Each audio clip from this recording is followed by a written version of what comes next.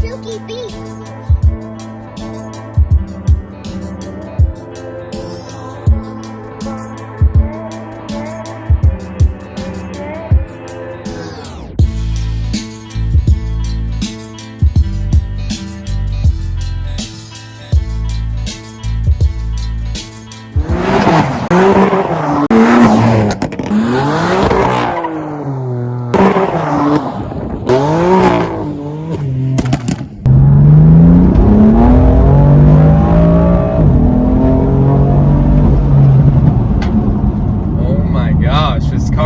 So freaking fast. Hey guys, welcome back to another video here at Automotive Therapy. So as you can tell by the title of this video, we are going to discuss the good, the bad, the ugly on the last 6 months of owning my M4. So let's hop into it. So I bought this M4 about 6 months ago. It had about 22,000 miles. I picked it up in Ohio, drove it back to Colorado, so I put about over 1,000 miles on it right off the bat.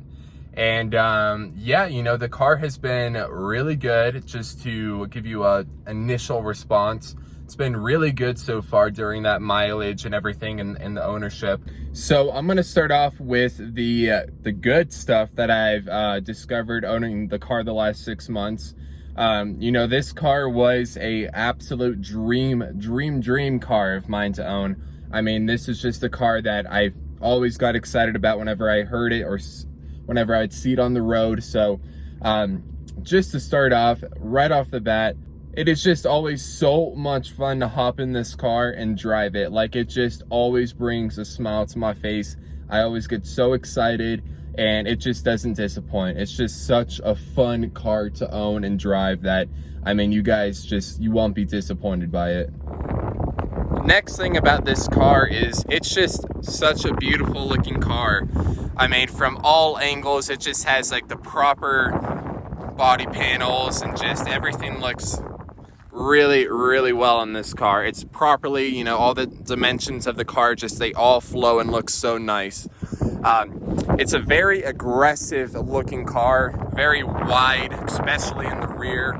The car has, you know, a carbon fiber roof, it has carbon mirror caps. Overall, just the outside of the car just is such a benefit. I mean, this car just looks so good, like compared to like an Audi RS5 or a Mercedes C63, those kind of cars.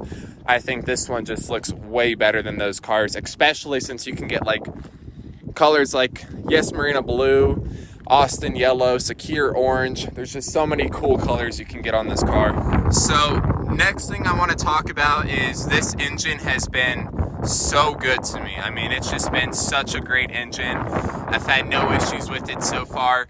As you can tell, I put some parts on it. I've already got cold air intakes by VRSF. I upgraded the charge pipes because that is one thing that is a possible thing to fail because it's plastic from factory, so it can crack and everything under boost. Next thing that I'm ordering is my intercooler. Since it's made out of plastic, it can crack, so don't want that to happen, as well as the J-pipe. So those parts are coming, but so far, the S55 is just such an animal. It's so vicious and fast, and just even when stock, it is just amazing how quick this car is.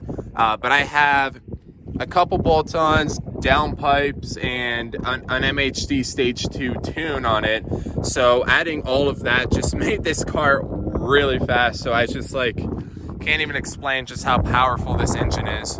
Another thing, like going back to the looks of the car, it's actually surprising like how many people in public will compliment this car and stop you at gas stations or parking lots or just anywhere in public. This car seems to have a lot of love and attention. So I mean, this car going into public, it feels like the car is a celebrity. I mean, so many people like to ask what it is, and you know, BMW enthusiasts like a 328 or something, they're always stoked to see the M4 out in public. So yeah, the car gets a lot of attention out in public, especially in this blue. Next thing I want to cover is this interior, which is really nice, guys. I mean, just the seats alone, they're made out of really nice leather.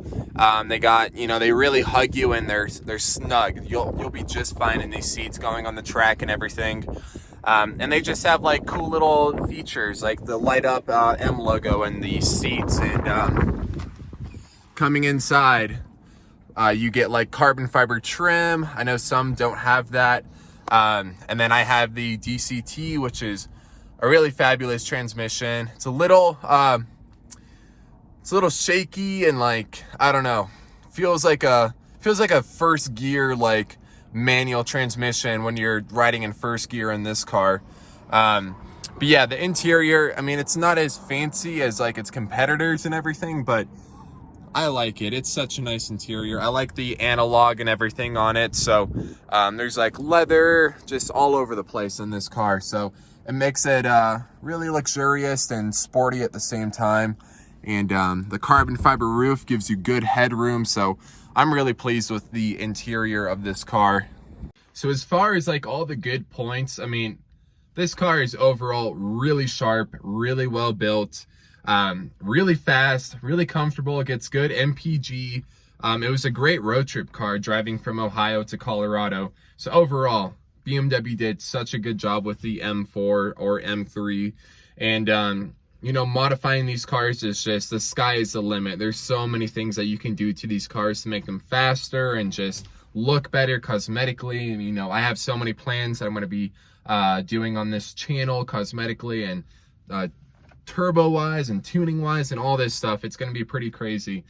So now I want to hop into, you know, the bad stuff, the stuff that hasn't gone too well on this car, which it's a pretty short list, so don't worry, it's nothing to be too scared about. But I have had some things that have happened that I'm like, it's not the most fun to deal with, but it happens.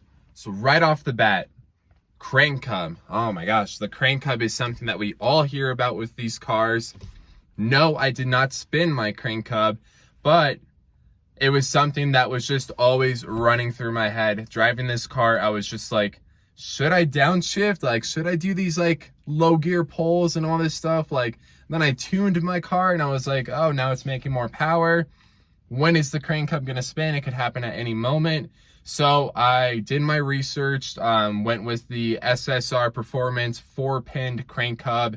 I was like, I got to do it. I need the peace of mind. I want to feel comfortable driving this car whenever I want and however I want to drive it. And then I went to Colorado N5X, which is local here in Denver, Colorado. And Brian, the owner of the shop, he was able to get my car in and swap out that poorly designed OEM crank hub and get my my upgraded crank hub in. So that cost me about $3,000 in parts and labor, which is $3,000 is a lot to drop, but hey, don't have to worry about changing out my engine if the crank hub spins. And I got peace of mind, and the car is ready to make power. That crank hub is resolved, and you're just ready to enjoy the car when you fix that issue. So that's one thing that that was kind of one of the bad things that, I had to deal with when buying this car. And second thing, I'm gonna pull a video up. I lowered my car and it makes the most annoying clicking noise. I mean, it is so obnoxious and loud, and just, in the video, you'll be able to tell that it just clicks when I turn left, when I turn right. And that is an issue that I am still dealing with, actually. I'm still trying to fix that issue. So many people have said so many different things on how to fix it. So I'm still trying to figure out which part I should buy to fix that clicking noise. But yeah, that's one thing that is a common issue on these cars, is some sort of bolt gets loose or needs to be replaced. The control arms, the just shock absorber, the pinch bolt, the shock absorber, just top hats, all these different front suspension things are trying to break on me. But I'm like, all I did was lower the car. So I'm trying to figure out why my suspension is clicking. I mean, the car has under 30,000 miles. I can't imagine anything being broken. All right, another thing that that's been really annoying about this car is my horn. My horn does not work, and it's been like that since I bought the car. Supposedly that's another common issue, and I guess what I have to do is replace the physical horns, because we checked the fuses, we checked the wires, everything's plugged in, but it still doesn't want to beep. So I got to buy new horns for the car, which requires me to take the front bumper off and just play around with all that kind of stuff. And it's not going to be fun, but I got to do it because you have to have a horn. I mean, it's for safety reasons and just all for the 3 beep races. We need to have the horn because it causes confusion when we're trying to do the 3 beeps on a race. But yeah, why doesn't that work? I mean, it's such a new car still, and it's just I'm confused why my horn just does not work. So let's talk about the tires on these cars. So I bought the car with pretty healthy tires in the rear. The front tires were brand new, but I don't drive the car that much, but the thing just has so much torque that it is always spinning the rear wheels. It's like constantly, like you floor it, you floor it, just constantly tire squeals and all that stuff. It's really fun. I love that experience. I love the sounds and everything, but I had to replace my tires like a couple thousand miles after already having new ones on it. So get ready for the rear tires to be replaced like twice. I'd say 2 to 3 times a year probably, depending on how you drive the car. I don't drive it too hard, and yet I still had to replace like my new tires on it. So I went with the Pirelli P0 Max Performance tires, upgraded them to 285 40s, 265 40s in the front. And I made a mistake by going with the 40s. So I don't know if you can tell. No, you can't. But these tires rub, like, because they're thicker. You cannot put 40s on these 19s because they just rub on the wheel liner. It's not that bad. Like, it already shaved like half a centimeter off of my front tires, and now it stopped rubbing. But yeah, as you can tell, it rubbed a little bit of rubber off the front tires. The rear, you can run 40s and it's fine. The front, not so much. Yeah, guys, that's gonna wrap up this video with 6 months of owning my M4. It's been awesome. I love this car. So much fun. There's been a few hiccups, but honestly, nothing too much to worry about. So go ahead and subscribe to my channel if you want to see more BMW content and content with this M4. But yeah, thanks for watching and have a good day.